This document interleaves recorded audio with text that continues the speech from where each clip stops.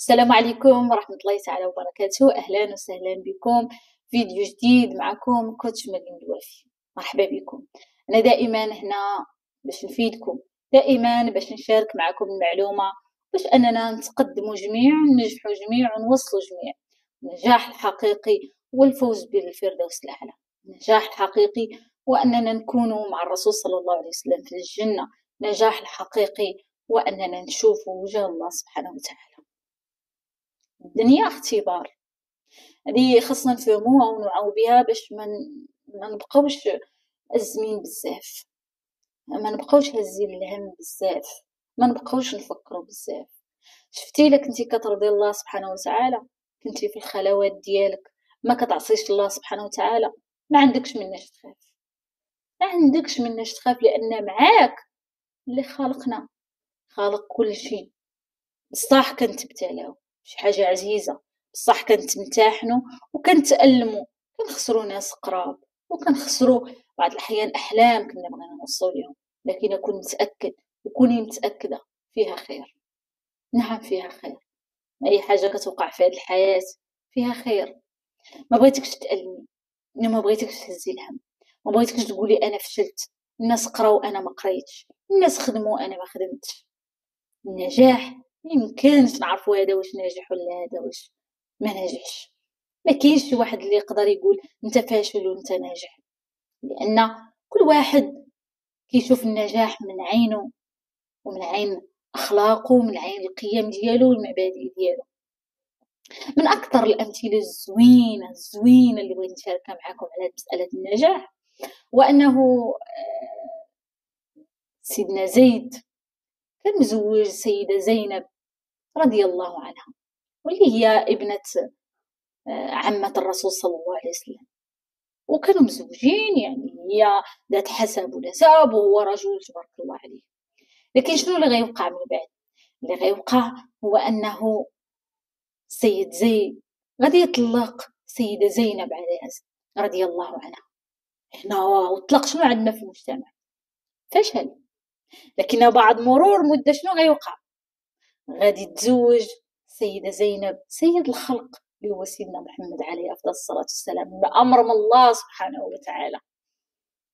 وبالتالي من أمر اللي ممكن البعض شافوا فشل وكيفاش خسرت كيفاش فشلت، ها هي الله سبحانه وتعالى شنو باغي ليها. كذلك السيد زيد تزوج رضي الله عنه، وقدر بأنه يولد واحد الولد اللي سبحان الله العلي العظيم في السن ديال 17 سنة قاد الجيش. وشكون اللي كان وراه في داك الجيش؟ كان وراه الصحابين الجليلين اللي هما عمر بن الخطاب رضي الله عنه، وأبو بكر، وكثير من الصحابة. ذكروا دائما بأن ما كاينش هذا فشل وهذا نجاح. ذكروا واحد المسألة مهمة، بأن ممكن جوج يكونوا قراو مع بعضياتهم، كل واحد هذا خدم في هذه الوظيفة وهذا داروا هذه التجارة، وهذا واللي كيشوف أن هذا اللي دار التجارة فاشل، لأنه هو بالنسبة ليه بأن الوظيفة هي كل شيء، الوظيفة هي النجاح. واللي غادي يشوف بأن الوظيفة فشل لأنه هو بالنسبة ليه هذاك الشيء. علاش دائما تعلم. شحال من وحدة كتمنى أنها تزوج وتكون عائلة، شحال من وحده مكونه عائله وعندها وليدات وكتقول كتشوف ديك اللي خدامه وخارجه. ما نبقاوش نشوفوا شنو اللي عند الناس الاخرين، نشوفوا الامور اللي عندنا ونحمد الله سبحانه وتعالى عليها، نشوفوا الامور اللي انعم علينا الله سبحانه وتعالى بها في حياتنا، وهذه هي الامتنان. اليوم بغيت نتكلم لكم على الامتنان. القوه ديال الامتنان كتقدر تغير حياتك. وانا ملي كنقول انا كتقدر تغير حياتك، عارفه مزيان شنو كنقول لكم. دائما كنكون ممتن لله سبحانه وتعالى على الحوايج اللي عطاني، حتى على الحوايج اللي ما عطانيش كنمتن لله سبحانه وتعالى. شوفوا تعلموا معايا واحد الحاجه مزيانه مهمه جدا، مزيانه في نفس الوقت، اننا ما كنجذبوش الحوايج اللي حنا بغينا، كنجذبوا الحوايج اللي حنا كنديروا. ليس الامور ما كنجذبوش الحوايج التي نتمنى، بل الاشياء التي نفعلها يوميا. انا يوميا كئيب، حزين، مقلق، معصب، هادشي اللي غنجذب لحياتي. واخا انا باغي نجذب الفرح والسرور ونكون فرحان، ولكن مع الاسف شنو كندير انا يوميا في حياتي، شنو كندير في الروتين اليومي ديالي، وانا كئيب، ما قادرش نستمتع، ما قادرش نقول الحمد لله. تخيلوا كاين البعض اللي ما يقدرش يقول الحمد لله، وهو الله سبحانه وتعالى شامله بواحد النعم كبيره. نتعلموا نحمدوا الله سبحانه وتعالى، الحمد الله على اللي عطانا. عندك غير نعمة البصر، غير نعمة البصر بحدها مهما يكون عندك، مهما الأعمال اللي غدير، مهما هي غتغلب في الكفة. تعلموا نحمدوا الله سبحانه وتعالى على نعمة الصحة. وهذاك الشيء علاش قلت بأن دائما إلا بغيتي تعرف النعم اللي عطاك الله سبحانه وتعالى، تعلم يوم الجمعة نزور المقابر، نترحم على دوك الناس حتى لو ما كانش فيهم شي حد قريب ليا. نتعلم مرة نمشي للمستشفى، نشوف دوك الناس، شوف الالم، شوف الناس كيفاش كيتمناو يا ربي. كاين اللي ما قادرش حتى يتنفس، الا ما عندوش الاكسجين ما يتنفسش. انت الله سبحانه وتعالى عاطيك الهواء كتنفس ومرتاح ما حاجه. نتعلموا نحمد الله على نعمه، الا بغينا النعم تكثر في حياتنا.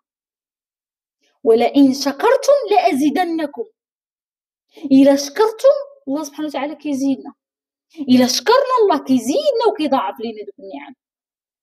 ولكن الا كفرنا لا يعذبنا الله سبحانه وتعالى. انا ما عنديش داك النوع اللي دائما انا ما عنديش، والله يا ودي واش الله سبحانه وتعالى ظلام بعبيده؟ حاشا ولله ان يكون الله ظلام بعبيده. الله عادل، عادل، ان كل انسان عطاه داكشي اللي غادي يقدر عليه، وكل انسان كيختبره في الاختبار اللي يقدر عليه. واش مثلا ولله المثل الاعلى غنجيبو امتحان اللي كيدوزو المستوى مثلا السادس ابتدائي هو نفسه اللي غنعطوه التلميذ يلا كيقرا في المستوى الاول؟ اكيد لا. كل واحد كيعطاه الامتحان على حساب قدراته. راه نفس الشيء، راه الله اللي خلقنا ولله المثل الاعلى. الله اللي عارف سبحانه وجل شنو الامور اللي حنا قادرين، شنو القدرات ديالنا. فبالتالي كل واحد كيمتحنو، كاين اللي كيمتحنو في فلوس، كاين اللي كيمتحنو في الزوجه، كاين اللي كيمتحنو في والديه، كاين اللي كيمتحنوا في صحة، كاين اللي كيمتحنوا انه يموت ليه شي واحد عزيز، كاين اللي كيمتحنوا بالفلوس كيعطيه الله الفلوس، كاين اللي كيمتحنوا ان الله يعطيه الوقت، راه حتى الوقت غنتحاسبوا عليه. فنحمدوا الله، تكون عندنا هذه القدره ديال اننا كنحمد الله سبحانه وتعالى على نعمه اللي عطاني. رحمة الله كبير، رحمته كبيره، والله يكرمكم عمركم ما تيأسوا مهما الفشل اللي تكونوا حسيتوا براسكم وصلتوا ليه. واخا انا ما كنقولش بان كاين شي حاجه سميتها فشل، مرحله كنتقل من مرحله لمرحله باش نوصل للمرحله اللي انا بغيت. يعني كل واحد وهدفه في الحياه، كاين اللي هدفه يكون اسره ستوب، كاين اللي هدفه يجمع باش يشري دويره ناجح، كاين اللي هدفه باغي يمشي لشي دوله ناجح، كاين اللي هدفه باغي يقرا واحد الكتابه، كاين اللي هدفه باغي يقرا القران، كاين اللي هدف، كل واحد شنو هدفه. وبالتالي النجاح ما مرتبطش بواحد الانسان. يعني شنو وقع مؤخرا؟ ولينا دائما رابطين النجاح بما هو مادي. واش انت ناجح؟ زعما ناجح هي خاصني نشوفك راكب في احسن طوموبيل، وخاصني نشوفك ناجح من منظوري يعني. انا حد داكشي اللي بغيت وصلت ليه ناجح، انتهى الموضوع. لان داك اللي كيشوفك فاشل غير حنت مازال ما عندكش واحد الطوموبيل واعره وواحد الدار واعره وساكن وكتكل مره كتمشي فين، حيت هو كيشوف النجاح بعين الماديات. يعني قد ما الواحد كان عنده الفلوس قد ما ناجح. ولكن كاين واحد اخر يشوف النجاح من عين علاقتك بالله سبحانه وتعالى. هذه دردشه بسيطه بغيت نشاركها معكم باش نقول لك كل وحده فيكم وكل واحد فيكم ناجح من البلاصه اللي هو فيها.